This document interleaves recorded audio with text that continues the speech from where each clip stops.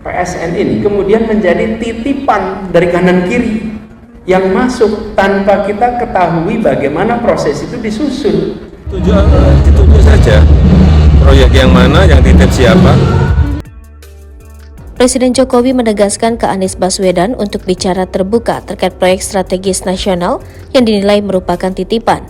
Anies Baswedan sempat mengatakan bahwa PSN sekarang banyak yang titipan dari pihak tertentu.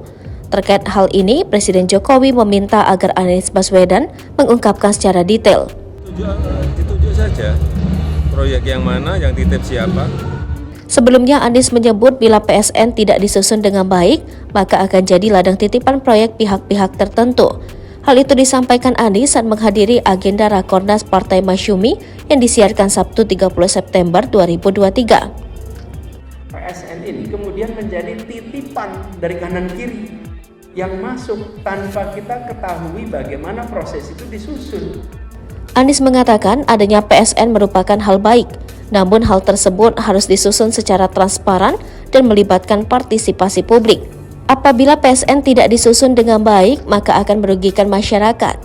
Untuk diketahui, pemerintah melalui Kementerian Koordinator Bidang Perekonomian menyatakan, selama 8 tahun proyek strategis nasional berjalan, total sudah selesai 156 PSN dengan nilai lebih dari 1.000 triliun di seluruh Indonesia.